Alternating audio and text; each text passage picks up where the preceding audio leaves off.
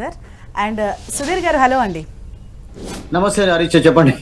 Yes sir. So ఇవాళ కాసేపట్లో SRH versus Mumbai. Last year మనం చూసినట్లయితే ఎస్ఆర్హెచ్ పర్ఫార్మెన్స్కి ఈ ఇయర్ హాట్ ఫేవరెట్గా ఉంది, కానీ చాలా డిసప్పాయింటింగ్ పర్ఫార్మెన్స్ ఇస్తూ వచ్చింది ఎస్ఆర్హెచ్. మరి ఇవాళ మ్యాచ్ ఏ విధంగా ఉండబోతుందని మీరు ఎక్స్పెక్ట్ చేస్తున్నారు? I think from here Harish మీరు చెప్పినట్టుగా అంటే వాళ్ళకు డూ ఆర్ డై ఇలాంటి సిచ్యువేషన్ ఏర్పడింది. బికాస్ నెక్స్ట్ 7 matches లో 5 wins కంపల్సరీ. 5 wins సరిపోవు అసలు, యాక్చువల్గా 6 wins కావాలి. ఎందుకంటే ఇప్పుడు టాప్ లో కొనసాగుతున్నటువంటి టీమ్స్ కు 8 wins సాధించేలాగా ఉన్నాయి కొన్ని టీమ్స్ కనుక. ఐ థింక్ 7 wins కూడా సరిపోవు వాళ్ళకు టోటల్ గా.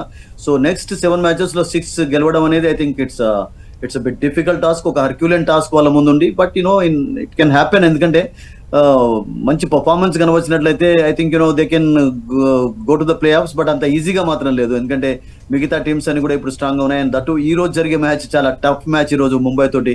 అండ్ ఈ రోజు ఒక మంచి విక్టరీ సాధించినట్లయితే ఐ థింక్ కొంచెం కాన్ఫిడెన్స్ గెయిన్ చేసుకోగలుగుతారు. అండ్ విక్టరీస్ తో పాటు హరీష్ మరొకటి ఏంటంటే నెట్ రన్ రేట్ కూడా చాలా చాలా లోలో ఉంది. ఇప్పుడు రాక్ బాటమ్ లో ఉన్నటువంటి మీకు Chennai Super Kings and Sunrisers Hyderabad, Rajasthan Royals, ఇవి కింది నుంచి పైకి పోవాలంటే విక్టరీస్ తో పాటు వాళ్ళు నెట్ రన్ రేట్ ను కూడా కొంచెం మెయింటైన్ చేస్తూ ఉండాలి. అదంతా ఈజీగా కనబట్టలేదు.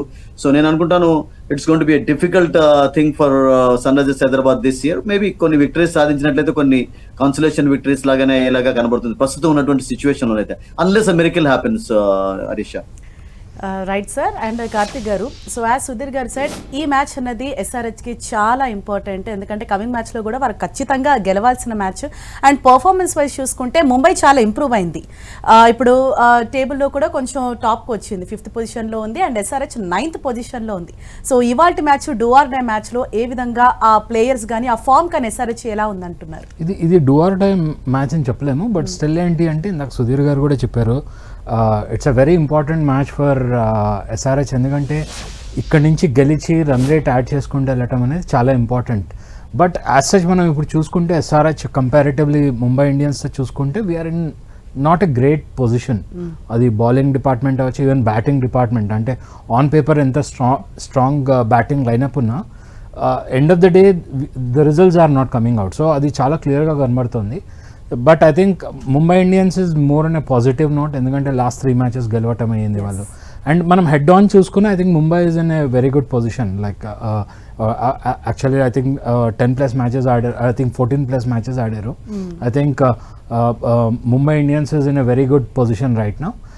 Yeah it is, I would say ఇవాళ ఎస్ఆర్హెచ్ కొంచెం స్ట్రగుల్ చేయాలి, ఎందుకంటే చాలా డ్రాబ్యాక్స్ అయితే చాలా ఓపెన్ అప్ అయిపోయినాయి, చాలా క్లియర్గా కనబడుతుంది. సో ఇవాళ ఆ డ్రాబ్యాక్స్ అన్నింటినీ పక్కన పెట్టి like if our team is going to perform home గ్రౌండ్లో ఏదైతే ఇంతకుముందు రన్స్ చేస్తున్నారో లైక్ 200, 250, 260 runs, అది వాళ్ళు చేయగలుగుతారు.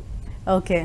అండ్ సుధీర్ గారు, సో ఎస్ఆర్హెచ్ ఒకసారి ఆ టీంని మనం చూసినట్లయితే ఎక్కువగా స్టార్టింగ్ ఓపెనింగ్ బ్యాట్స్మెన్ మీదనే ఎక్కువగా డిపెండ్ అవుతూ ఉన్నారు. అండ్ తర్వాత అంటే వాళ్ళు స్కోర్ చేసే దాన్ని బట్టే తర్వాత మ్యాచ్ అనేది కూడా డిసైడ్ అవుతూ ఉంది. అండ్ వాళ్ళు ఎప్పుడైతే తగ్గిపోతున్నారో, ఎక్కువ స్కోర్ చేయలేకపోతున్నారో, మిగతా మ్యాచ్ అంతా కూడా చాలా లో స్కోర్ అన్నది అక్కడ నమోదవుతుంది. ఇది మీరు అబ్జర్వ్ చేశారా? అంటే ఈ ప్యాటర్న్ పైన మీరేం చెప్తారు? ఫస్ట్ ఆఫ్ ఆల్ కాంబినేషన్స్ ఏవి కూడా సరిగ్గా వర్కౌట్ కాలేదు. ఇప్పుడు చూడండి, ఒక లాస్ట్ మ్యాచ్ ఎగ్జాంపుల్ మనం తీసుకున్నట్లయితే ముంబైలో హరీష అసలు యాక్చువల్గా 3 left handeds on top of the order అసలు యాక్చువల్గా అది వర్కౌట్ కావడం లేదు సన్ రైజర్స్ హైదరాబాద్ కు. Because Ishan Kishan and Travis Head ఇద్దరిని కూడా జాక్స్ అవుట్ చేయడం చూసాం మనం. పార్ట్ టైం ఆఫ్ స్పిన్నర్ అతను. సో అక్కడ నేనేమనుకున్నానంటే ప్రతిసారి కూడా ఇప్పుడు చూడండి, మీరు న్యూజిలాండ్ తోటి 240 చేంజ్ చేసినప్పుడు అక్కడ ఒక మంచి కాంబినేషన్ ఎక్కడ వర్కౌట్ అయిందంటే వాళ్ళు క్లాస్ అండ్ టాప్ ఆర్డర్ లో తీసుకొచ్చారు. And that work very well for them actually.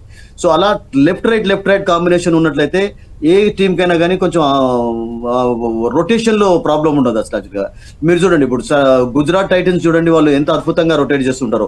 ఒకసారి ఫర్ ఎగ్జాంపుల్ లెఫ్ట్ హ్యాండెడ్ కావాలంటే టెవేటియాన్ కూడా టాప్ లో పంపిస్తారు, అట్లా జరుగుతుంది. బట్ సన్ రైజర్స్ హైదరాబాద్ కు 3 left handeds టాప్ లో ఉండడం అనేది I think it's not a good idea actually.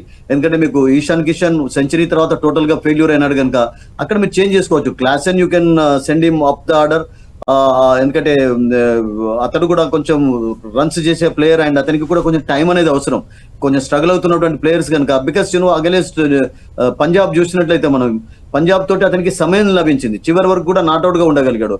ఎందుకంటే అప్పటికి ఒక మంచి ప్లాట్ఫామ్ ఏర్పరిచారు Travis Head and Abhishek Sharma.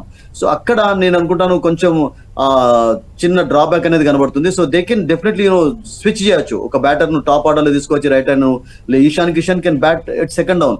Even one day matches లో కూడా couple of times second down లో బ్యాటింగ్ చేశాడు అతను. సో అక్కడ నేను అనుకుంటాను కొంచెం చిన్న డ్రాబ్యాక్ ప్రాబ్లం అనేది కనబడుతుంది. That they have to rectify first, ఎందుకంటే 3 left handers on top of the orders every time అది వర్కౌట్ కాదు ప్రతిసారి. Yes sir. అండ్ ఎస్పెషల్లీ అంటే